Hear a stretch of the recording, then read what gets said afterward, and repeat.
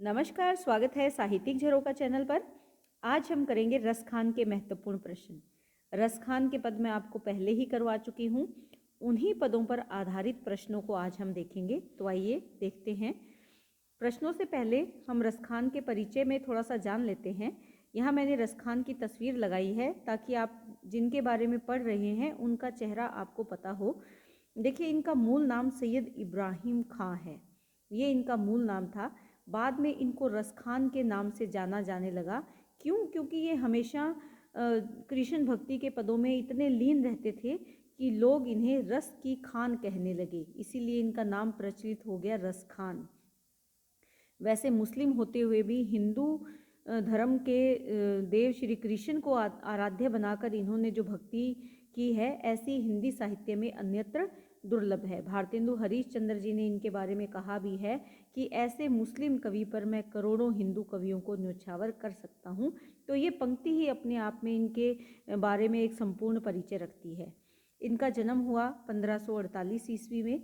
देखिए, जन्म अलग अलग पुस्तकों में कहीं अलग अलग आपको मिल सकता है, तो ये लगभग है क्योंकि कहीं पर भी प्रमाणिक रूप से इनके जन्म की कोई सूचना नहीं है। तो ये 1548 ईस्वी के लगभग है। इन्होंने गुरु बनाया, गोस्वामी विट्ठलनाथ को इन्होंने अपना गुरु बनाया और ये वृंदावन में आकर ही रहने लगे थे। वहीं पर कृष्ण से जुड़े हुए जो पद है वो उनकी रचना इन्होंने की है। वैसे तो इनकी कई रचनाओं के नाम देखने में आते हैं, लेकिन प्रमाणिक जो रचनाएं हैं वो सुजान रसखान और प्रेम वाटिका है। ये दोनों ही रचनाएं प्रमाणित है। इनकी मृत्यु की अगर बात करें तो इनकी मृत्यु सन 1628 ईस्वी में हुई थी और वृंदावन में ही इनका देहावसान हो गया था। तो ये इनका परिचय है। जो आप इसकी भूमिका में जब भी आप कोई प्रश्न बनाएं, उसकी भूमिका में आप इस परिचय को थोड़ा सा लिख सकते हैं, ताकि जब हम प्रश्न का उत्तर दें तो उससे पहले ये पता होना चाहिए कि हम किसके बारे में बात कर रहे हैं। अगर इस तरह से आप भूमिका बनाते हो तो एक अच्छा प्रश्न बन जाता है। तो आज हम पदों पर आधारित दो प्रश्नों को देखेंगे, लेकिन दोनों का उत्तर एक ही तरह से लिखना है। देखिए, पहला प्रश्न क्या है, इसी का ही दूसरा प्रश्न ये बनेगा। पहला प्रश्न है, ब्रजभूमि के प्रति कवि रसखान का प्रेम किन किन रूपों में व्यक्त हुआ है। किसके प्रति? ब्रजभूमि के प्रति। और क्या व्यक्त हुआ है? प्रेम। यहाँ पर देखना है। और प्रेम भी किन किन रूपों में व्यक्त हुआ है ये हमें बताना है। इसी से संबंधित दूसरा प्रश्न भी आपका बन सकता है। रसखान मनुष्य, पशु, पत्थर, पक्षी का जन्म लेने के लिए क्या कामना करते हैं। देखिए, यहाँ किन किन रूपों में, यहाँ पर रूप पूछा गया है और यहाँ रूप देकर ये बताया गया है कि अगर इन रूपों में जन्म ले तो कैसा जन्म लेना चाहते हैं। बात एक ही है। सबसे पहले आप यहाँ पर एक परिचय देंगे। परिचय में रसखान के बारे में थोड़ा सा बताएंगे, जैसा कि मैंने इसकी परिचय में या भूमिका में मैंने बताया है। उसके बाद आप बता सकते हैं कि ब्रजभूमि का जो संबंध है वो किससे रहा है? कृष्ण से रहा है। और रसखान किससे प्रेम करते हैं? कृष्ण से प्रेम करते हैं। तो जितना प्रेम रसखान कृष्ण से करते हैं, उतना ही प्रेम वो ब्रजभूमि से करते हैं। इसीलिए वो चाहे जिस भी रूप में जन्म ले, वो कृष्ण से ही जुड़ना चाहते हैं, कृष्ण से ही प्रेम करना चाहते हैं, ब्रजभूमि से प्रेम करना चाहते हैं। इन पंक्तियों को मैं पदों के माध्यम से आपको करवा चुकी हूँ और इन दोनों ही प्रश्नों का उत्तर आपको इस पद में मिलेगा। देखते हैं कि रसखान क्या कहते हैं। मानुष हो तो वही रसखान। मानुष क्या? मनुष्य। कि अगर मैं मनुष्य के रूप में जन्म लूँ तो रसखान क्या? बसों मिली गोकुल गांव के ग्वारन। तो मैं अगर मनुष्य के रूप में जन्म लूँ तो मैं गोकुल गांव के ग्वालों के साथ जन्म लेना चाहूँगा, उन्हीं के साथ बसना चाहूँगा। यानी आप पहला पॉइंट यहाँ पर क्या बना सकते हैं? मनुष्य रूप में जन्म।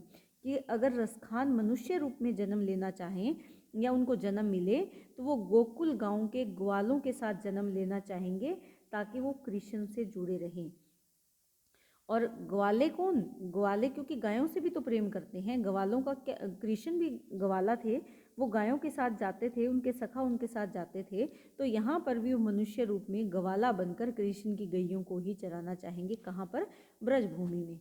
उसके बाद जो पशु हों तो, पशु यानी पशु के रूप में अगर वो जन्म लेते हैं, या किन किन रूपों की अगर बात करें तो दूसरा पॉइंट हम बना सकते हैं, वो पशु रूप में जन्म लेना चाहते हैं। और पशु रूप में भी अगर उनको जन्म मिलता है तो क्या करें, चरों नित नंद की धेनु मंझारन। चरूं कहाँ पर, नित हमेशा, नंद की धेनु, नंद बाबा की गाय के रूप में वो जन्म लेना चाहते हैं कि अगर उन्हें पशु रूप में जन्म मिले तो वो नंद बाबा की गाय के रूप में जन्म लेना चाहते हैं, ताकि वो उन्हीं गैयों के बीच, जो गैयाँ कृष्ण चराने लेकर जाते हैं, उन्हीं गैयों के बीच वो भी चरना चाहते हैं। वो भी कृष्ण के साथ वहाँ जाना चाहेंगे जहाँ अन्य गैयाँ या गायें जाती है। तीसरा हम इसमें पॉइंट बना सकते हैं, पाहन हो तो वही गिरी को जो धरियों कर छत्र पुरंदर कारण। कि पाहन, पाहन यानी अगर मुझे पत्थर बनना पड़े या मैं पत्थर बन जाऊं तो वही गिरी, उसी पहाड़ का पत्थर बनूंगा जिसे धर्या धारण किया छत्र पुरंदर कारण। पुरंदर कौन, इंद्र, इंद्र के कारण जिसे कृष्ण ने धारण किया, और वो कौन सा पर्वत है, वो है गोवर्धन। मैं उसी गोवर्धन पर्वत का पत्थर बनना चाहूँगा जिसे कृष्ण ने इंद्र के कारण अपनी उंगली पर उठा लिया था। तो ये हमारा तीसरा पॉइंट बन जाएगा। और चौथा जो हमारा पॉइंट बनेगा वो बनेगा, जो खग हों तो बसों करो मिली कालंदी कूल कदम्ब की डारन। खग यानी पक्षी, कि अगर मैं पक्षी रूप में जन्म लूँ तो मैं कहाँ, कौन सा पक्षी बनना चाहूँगा, मैं वही पक्षी बनना चाहूँगा जो कालिंदी, कालिंदी क्या है, यमुना के किनारे कदम्ब के, कूल यानी किनारे, कदम्ब के पेड़ पे, यानी यमुना के किनारे जो कदम्ब का पेड़ है उस पर मैं रहना चाहूँगा। क्यों रहना चाहेंगे, क्योंकि कृष्ण यमुना के किनारे आकर ही क्रीड़ाएं करते हैं, वहाँ अपना समय व्यतीत करते हैं, तो वो उस पक्षी के रूप में वहाँ रहना चाहेंगे जो उस कदम्ब के पेड़ पर, कदम्ब की डाल पर अपना बसेरा बनाते हैं ताकि वो कृष्ण के दर्शन कर सके। तो ये दो प्रश्न आपको अगर आते हैं तो इन दोनों का उत्तर एक ही तरह से रहेगा। पहले आप एक भूमिका बनाएंगे, भूमिका में आप ये बता देंगे कि रसखान एक अनन्य कृष्ण भक्त कवि हैं, वो ब्रज और कृष्ण से बेइंतहा या प्रेम करते हैं, और अपने प्रेम और भक्ति भाव को उन्होंने अभिव्यक्त करते हुए कहा है कि वो किन किन रूपों में जन्म ले। ये उन्होंने अलग अलग आप बता सकते हैं कि अगर वो किन किन रूपों में अभिव्यक्त हुआ, यानी वो कहते हैं कि अगर मैं मनुष्य के रूप में जन्म लूँ तो मैं ग्वाला बनना चाहूँगा, अगर मैं पशु के रूप में मुझे जन्म मिले तो मैं उसी ब्रज भूमि पर चरने वाली गाय बनना चाहूँगा जो नंद बाबा की गैयों के साथ चर सके या रह सके, और अगर मैं पत्थर बना दिया जाता हूँ या मैं पत्थर बन जाता हूँ तो पत्थर भी मैं उस पर्वत का यानी गोवर्धन पर्वत का बनना चाहूँगा, क्योंकि उसी को कृष्ण ने धारण किया था अपनी उंगली पर। और अगर मुझे पक्षी बनने का अवसर मिलता है तो मैं यमुना नदी के किनारे कदम के पेड़ पर रहने वाला पक्षी बनना चाहूँगा ताकि मैं कृष्ण के दर्शन कर सकूँ। यानी कोई भी परिस्थितियाँ क्यों ना हो, रसखान का मुख्य उद्देश्य इसमें क्या है, अपने आराध्य के समीप रहना, अपने कृष्ण के समीप रहना। तो इससे उनका जो प्रेम भाव है वो अभिव्यक्त हुआ है कि कृष्ण से जो रसखान है वो कितना प्रेम करते हैं, वो उनका चाहे जन्म जीवन कैसा भी हो कृष्ण से जुड़ा हो, ऐसी उनकी कामना है। तो इस तरह से आप इसको निष्कर्ष देकर ये 4 नंबर का प्रश्न आपका बनेगा और आप इसे बहुत अच्छे से पूरा कर सकते हैं।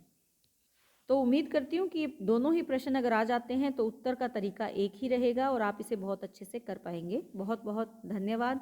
इसी तरह चैनल को लाइक, शेयर और सब्सक्राइब करते रहें।